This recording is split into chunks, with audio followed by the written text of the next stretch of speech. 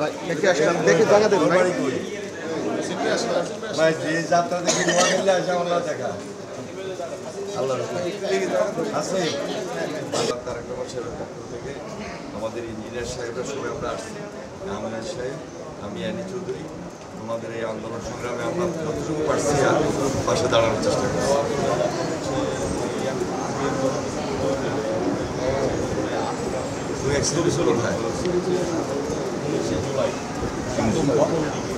সর্বশেষ জুলাই আন্দোলনে যারা শহীদ হয়েছিল, আমরা ইতিমধ্যে সকল পরিবারের পাশে বাংলাদেশ জাতীয়তাবাদী দলের পক্ষ থেকে সর্বাত্মকভাবে খোঁজখবর নিয়েছি।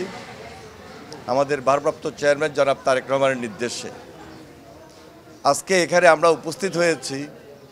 আমাদের অ্যাব যারা বিএনপির ইঞ্জিনিয়ার্স সমিতি, যারা অ্যাসোসিয়েশন সাবেক কর্মকর্তাবৃন্দ, তাদের সম্পূর্ণ আর্থিক সহযোগিতা জনাব তারেক রহমানের নির্দেশ অনুযায়ী আমরা আজকে এই জুলাই আন্দোলনে যারা পঙ্গুত্ব বরণ করেছেন তাদের খোঁজখবর নেওয়ার জন্য এখানে এসেছি।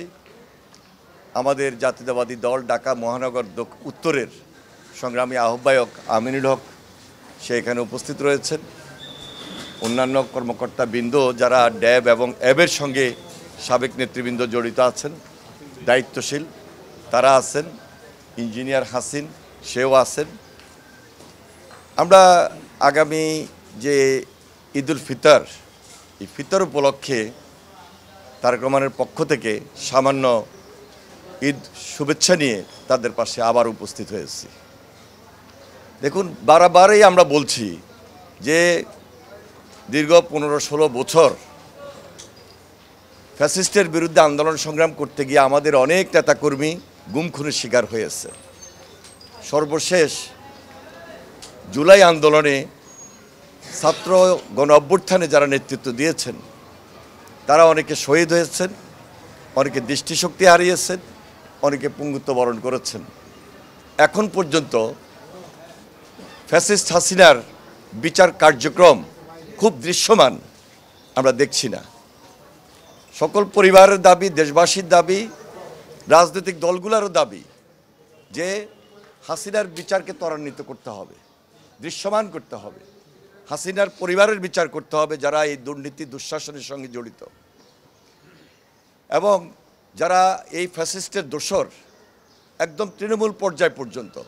আপনি থানায় যান, জেলায় যান, পৌরসভায় যান, ওয়ার্ডে যান, ইউনিয়নে যান, সব জায়গায় তাদের গডফাদাররা যে দুঃশাসনের রাজত্ব কায়েম করেছিল, আমরা তাদের বিচার দাবি করছি।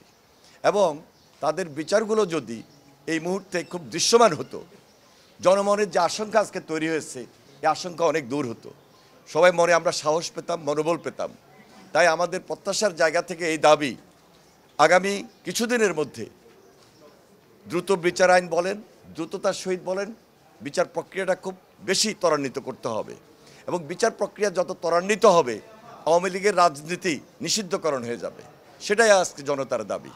আমরা তাই আজকে যারা উপস্থিত হয়েছি, আমরা আমাদের দাবিকে এইভাবে জোরালো করছি, বিচার প্রক্রিয়ার মধ্য দিয়ে, আইনি প্রক্রিয়ার মধ্য দিয়ে হাসিনার বিচার যত বেশি জরুরি, যত বেশি প্রায়োরিটি পাবে, আওয়ামী লীগের রাজনীতিও নিষিদ্ধ হওয়ার ক্ষেত্র তৈরি হবে।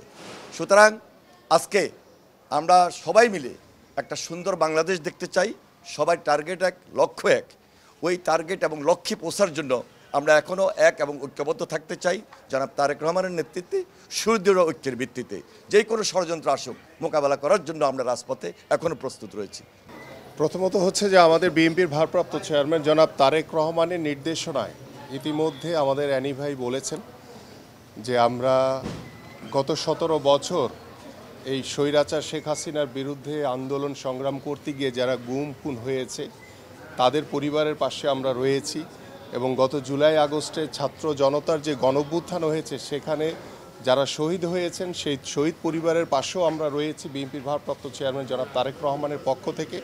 এবং আজকে এখানে যে উপস্থিত হয়েছি আমাদের ইঞ্জিনিয়ার্স অফ অ্যাসোসিয়েশনের যারা অ্যাবের ইঞ্জিনিয়াররা রয়েছেন, আমাদের ইঞ্জিনিয়ার হাসিন ভাই সহ এখানে অনেক ইঞ্জিনিয়াররা রয়েছেন, তারা একটি আর্থিক অনুদান আমাদের এইখানে প্রায় 122 জন রয়েছে, তাদেরকে আর্থিক একটি ঈদ শুভেচ্ছা উপহার দেওয়া হয়েছে আমাদের এই ইঞ্জিনিয়ারদের পক্ষ থেকে, এবং এটা নির্দেশনা দিয়েছেন আমাদের বিএনপির ভারপ্রাপ্ত চেয়ারম্যান জনাব তারেক রহমান। আপনি যেটি বলছিলেন যে আসলে গত 17 বছর ধরে যারা গুম খুনের শিকার হয়েছে এবং গত জুলাই আগস্টে যারা শহীদ হয়েছে, বাংলাদেশ জাতীয়তাবাদী দল বিএনপি যদি এদেশের জনগণের ভোটে নির্বাচিত হয়ে ক্ষমতায় আসে, ডেফিনেটলি আমরা সেই গুম খুন পরিবারে যারা শহীদ হয়েছেন এবং যারা গত জুলাই আগস্টে যারা শহীদ হয়েছেন প্রত্যেককেই রাষ্ট্রীয় খেতাব এবং রাষ্ট্রীয় স্বীকৃতি প্রদান করা হবে। এবং যেটি আমাদের অ্যানি চৌধুরী বলছিলেন যে আমরা দ্রুত সময়ের ভিতরে একটি অবাধ সুষ্ঠু নির্বাচন আমরা দেখতে চাই, যে নির্বাচনের মাধ্যমে বাংলাদেশের জনগণের সরকার প্রতিষ্ঠিত হবে এবং সেই জনগণের সরকারই বাংলাদেশের রাষ্ট্র কাঠামো সংস্কারের মাধ্যমে আমরা দ্রুততার সহিত স্বৈরাচার শেখ হাসিনা সহ যারা অবৈধ মন্ত্রী এমপিরা বিদেশে পালিয়ে গেছে, যারা দেশে এখনও বিভিন্ন স্বৈরাচারী ষড়যন্ত্রের মাধ্যমে তারা বিভিন্ন আনাচে কানাচে ঘুরে বেড়াচ্ছে, তাদেরকে দ্রুততার সহিত আইনের আওতায় এনে দ্রুত বিচার করলে বাংলাদেশের মানুষের জনমনে একটি স্বস্তির নিঃশ্বাস ফেলবে।